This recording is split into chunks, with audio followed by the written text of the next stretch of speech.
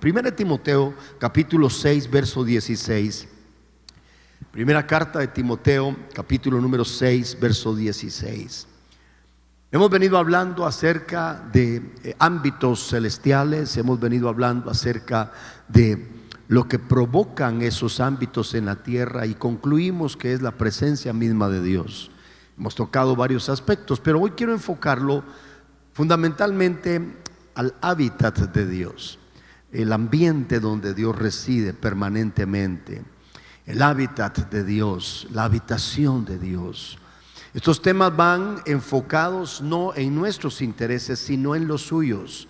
Más bien, voy a quitar la palabra intereses, no van enfocados en mi bienestar, sino en tratar de provocar una sonrisa en el corazón de Dios. Es enfocarnos en darle una atención personalizada al Rey. Ya te he contado que mucha gente llega, imagínese un gran palacio, llega al palacio, se quedan en el lobby hay varios cubículos o compartimientos o vestíbulos o espacios, y uno de ellos dice provisión, otro dice sanidad, otro dice armamento, otro dice asistencia, otro dice, bueno, milagros, maravillas, guerra espiritual, etcétera. Y mucha gente llega al lobby de ese palacio y se abastece de todo lo que necesita y se lo dan, pasando por alto que en ese palacio vive un rey que le está supliendo todo. Pero se perdieron la oportunidad de tener una entrevista con él, no incursionaron más allá del lobby de ese palacio. Y eso pasa con mucha gente. Mucha gente solo viene, hermano, y me incluyo, venimos porque tenemos necesidad, no digo a una congregación, vamos delante de Dios por una petición: sáname, provéeme, libérame, restáurame, adelgázame. ¿Cuántos dicen gloria a Dios? Venimos por demandantes y poco ofertantes. Venimos enfocados en nuestra necesidad. Maduramos o mostramos una madurez un nivel más cuando, a pesar de lo que tenemos, nuestra prioridad es Dios, porque lo conocemos. ¿Cuántos dicen amén? La prioridad para muchos es suplir su necesidad y ya está. Los que buscaban al Señor, hemos hablado, Juan 6, multiplicó los panes, los peces, tremendo milagro. Todo el mundo dijo: este es el rey, y lo querían hacer el rey porque hacía pan. Dije, pan seguro. Y entonces Jesús se va en una barca, se recuerda, al otro lado del mar de Galilea, y luego van otros detrás de Jesús en sus barcas a buscarlo, y cuando lo encuentran les dice: Señor, ¿dónde estabas? Estábamos preocupados por ti, ¿qué te hiciste? Y Jesús les tiene que responder: ustedes no me buscan porque tengan interés en mí y en mis palabras. Ustedes me buscan porque les di de comer. ¿Qué les está diciendo el Señor? Que si no hubiesen tenido hambre de algo material, una necesidad, ni siquiera se acuerdan de mí. Está fuerte, ¿verdad? ¿Cuántos dicen gloria a Dios? Pero bendito Dios que hay necesidades, porque a pesar, aunque sea de esa forma, esos problemas te accesan a Dios. Mucha gente se acuerda que hay un dentista cuando empieza a dolerle uno de los dientes o de la muela. De lo contrario, no se acuerdan de él. No seamos de esos. No seamos de los leprosos sanos, exleprosos, que recibieron el milagro. 9 ya no volvieron, 1 regresó agradecido. Seamos del agradecido. ¿Alguien dice amén? Yo lo veo muy preocupado. Se me olvidó decirle que tiene un poquito de espinaca. ¿Cuántos dicen gloria a Dios? Muy bien. Entonces, el hábitat de Dios va enfocado no en ti, va enfocado en Él, va enfocado en su persona, va enfocado en darle una atención personalizada, en ser entendido, de poder honrarle, ministrarle, vivir para honrar y agradar al Señor. Lo que dice la Escritura en 1 Timoteo capítulo 6 verso 16: el único que tiene inmortalidad, que habita, oiga esto, en la luz inaccesible, o en la inaccesible luz, a quien ninguno de los hombres ha podido ver, al cual sea la honra y el imperio sempiterno. Amén. Aquí hay una de las características del hábitat de Dios. Él habita en la inaccesible luz. El escritor en el Antiguo Testamento, en el libro, uno de los profetas, dice que Dios mora entre querubines. Oiga esto, Él habita entre querubines, Él habita en la inaccesible luz.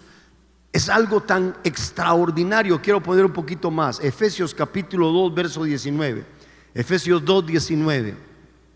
Así que ya no seáis o ya no sois extranjeros ni advenedizos, Efesios 2, 19, sino conciudadanos de los santos y miembros de la familia de Dios, edificados sobre el fundamento de los apóstoles y profetas, siendo la principal piedra del ángulo Jesucristo mismo. Pero el verso 21 es precioso, y el 22. En quien todo el edificio, bien coordinado, va creciendo para ser un templo santo en el Señor, en quien vosotros también sois juntamente edificados para morada de Dios en el Espíritu. Lo vuelvo a leer, versículo número 21 y 22, Efesios 2, en quien todo el edificio bien coordinado va creciendo para ser un templo santo en el Señor. 22, en quien vosotros también sois juntamente edificados. ¿Para qué? ¿Para qué? Dígalo, aquí lo dice. Para morada de Dios, ¿en qué? A ver, diga, morada de Dios. Esa es una habitación para morada de Dios. Entonces, ¿cuál es el hábitat de Dios? ¿Dónde habita Dios? Isaías capítulo 66, versículo 1, le voy a leer. Así dice el Señor: el cielo es mi trono y la tierra el estrado de mis pies. ¿Dónde está la casa que me habéis de edificar y dónde el lugar de mi reposo? Esta es una declaración del Señor para darnos un panorama que Dios no se limita a un lugar físico necesariamente, sino que el cielo es su trono y la tierra el estrado de sus pies. El deseo de Dios siempre ha sido tener comunión con su creación. Desde el huerto vimos cómo el Señor habla con Adán, cómo el Señor platicaba con Adán. Cuando infringe las reglas que Dios había establecido, Adán pierde ese privilegio. Viene la revelación a través de profetas.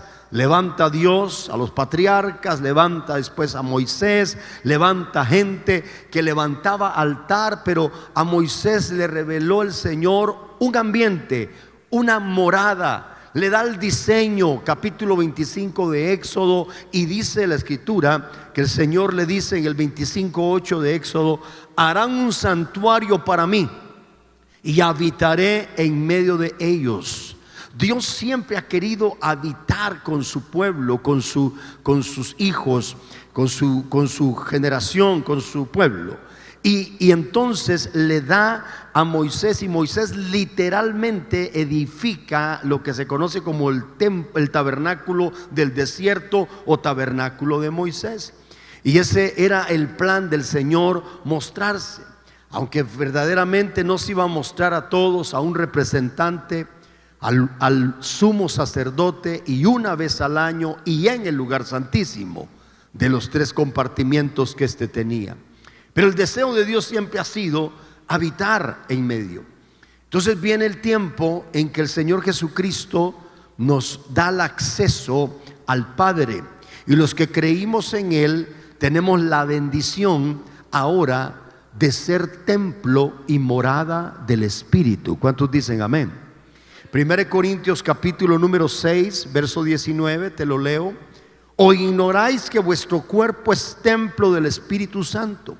El hábitat de Dios. Estoy hablando de lo más general y para ir a lo específico, pero debemos de entender que ahora somos nosotros los tabernáculos los que contienen la presencia. Imagínense somos templo del Espíritu Santo. Cuando un día creíste en el Señor, le abriste tu corazón, te dispusiste a reconocerlo, lo confesaste y creíste en Él, entonces hay una operación espiritual donde tu cuerpo se tornó el templo del Espíritu Santo. ¿Cómo es el Espíritu?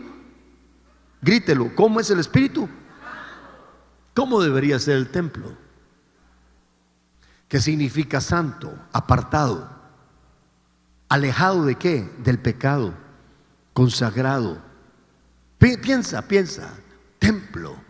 Si nuestro cuerpo es templo del Espíritu Santo, debemos de cuidar. Agreguémosle un poquito más de texto. Romanos capítulo 12, solo recordando los primeros versos. Os ruego pues, dice Pablo, por la misericordia de Dios, que presentéis vuestros cuerpos ¿en qué? En sacrificio vivo, santo, agradable a Dios, que es vuestro culto racional. El culto es el homenaje, la pleitesía que se le da a Dios. Entonces nos agrega que presentemos nuestros cuerpos en sacrificio vivo, santo, agradable a Dios. Quiere decir que nuestro cuerpo se vuelve también morada de la presencia del Espíritu. Es templo, es morada del Espíritu de Dios. ¿Cuántos dicen amén? Pero hay una promesa que Jesús dejó en Mateo 18:20. Usted sabe que el Señor Jesucristo establece y le dice a los discípulos, nos lo dice a nosotros en Mateo 18:20, porque donde están 2 o 3 congregados en mi nombre, allí estoy yo en medio de ellos. Los términos griegos de este pasaje no los traigo, son muy complicados de repetir, pero las connotaciones y lo que representa es exquisito. Cuando Jesús dice, porque donde están 2 o 3 congregados, solo recuerdo la palabra congregado, sinagogue. Y esa sinagogue en griego era el lugar donde se reunían para estudiar la palabra y para adorar a Dios. O sea que implica donde se reconoce su presencia, donde se honra su presencia, donde se adora al Señor, Él, donde se reconoce y se recibe instrucción de Él. Él dice que donde están en sinagogue, reconociendo, aprendiendo, adorando en su nombre, cuando es el término en su nombre, dice, allí estoy yo en medio de ellos. El estar en medio es que no solamente iba a ser presencia, sino una presencia activa. Iba a operar, a actuar. Entonces, cuando venimos delante del Señor al sinagogue, ese es el término griego, a reunirnos en su nombre, tenemos que creer que el Señor va a estar no solo haciendo presencia, sino haciendo maravillas. ¿Cuántos dicen amén? Actuando. Es un continuo actuar del Señor. Ahora, todo eso nos lleva a 1 de Pedro 2:4. Solo se lo leo rápidamente. Dice 1 de Pedro 2:4: acercándoos a Él, a Cristo, piedra viva, desechada ciertamente de los hombres, mas para Dios escogida y preciosa. Vosotros también, como piedras vivas, esto viene relacionado a lo de Efesios, sed edificados como casa espiritual y sacerdocio santo. ¿Para qué? Para ofrecer sacrificios espirituales aceptables a Dios por medio de Jesucristo.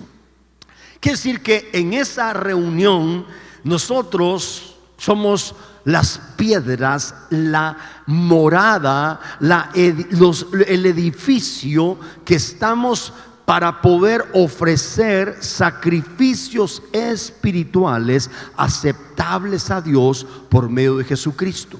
Como individuos que hemos creído en el Señor, en lo singular somos templo del Espíritu. Pero en plural, cuando venimos al sinagogue, sería el término, a reunirnos Por favor, no me malinterpretar y va a decir alguien: ay, ahora el pastor está hablando de sinagogas, ¿verdad? No, no estoy hablando de eso. Solo estoy tomando lo que representa el término de ese pasaje.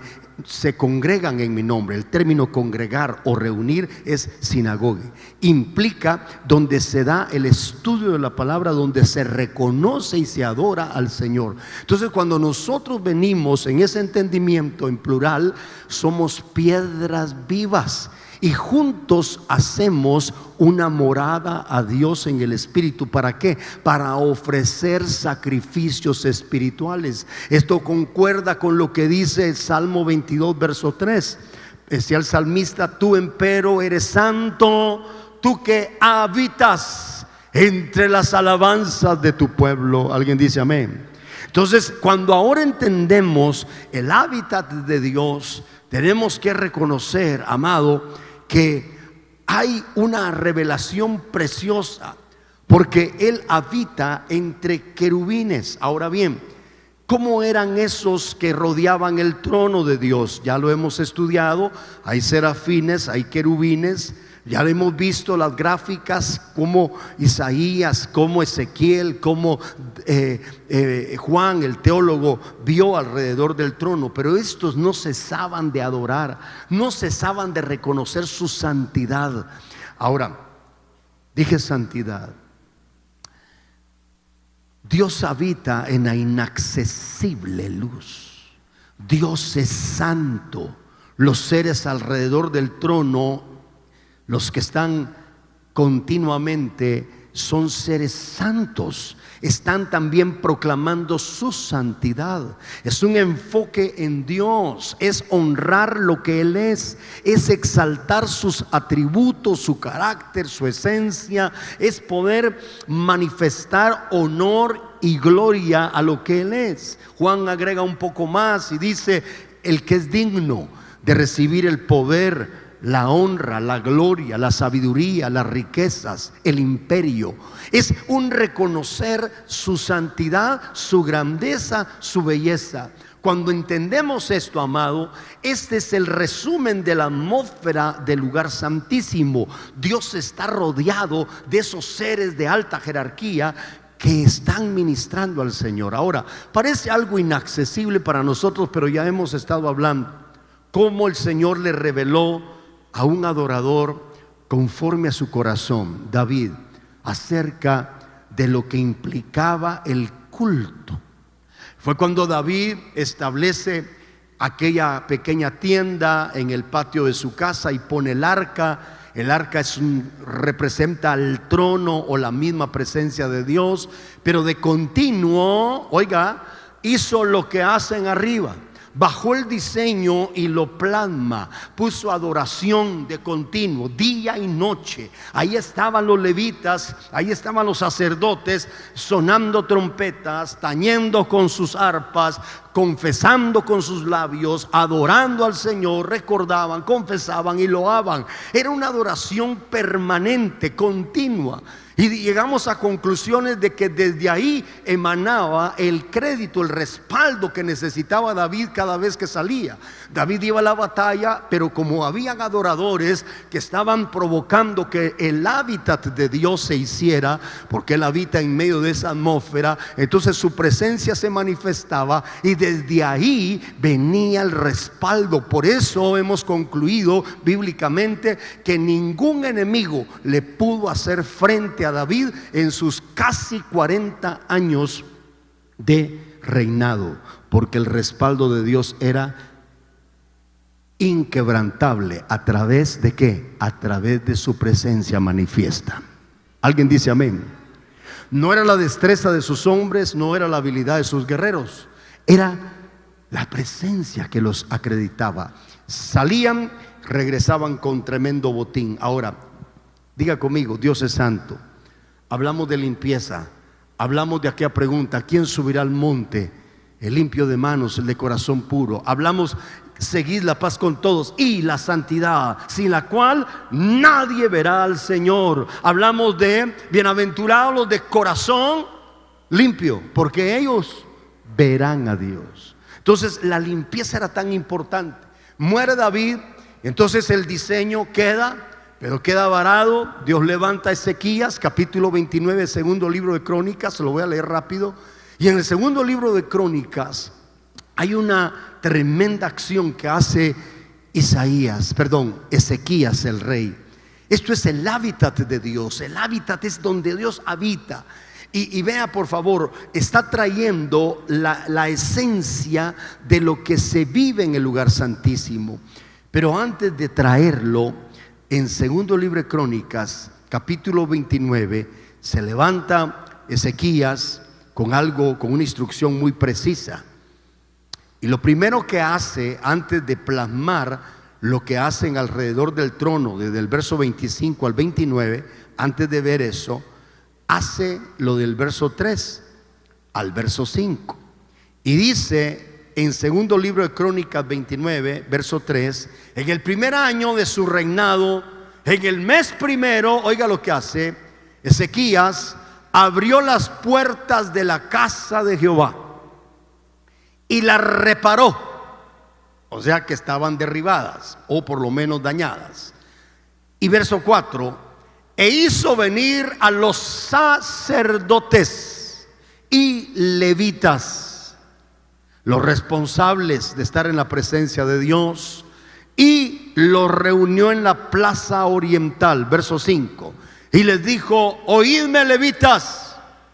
Oiga lo que hace: santificaos ahora.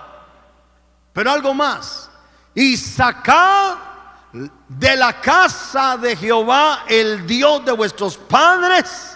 Oiga, santificad la casa de Jehová, el Dios de vuestros padres, y sacad del santuario la inmundicia.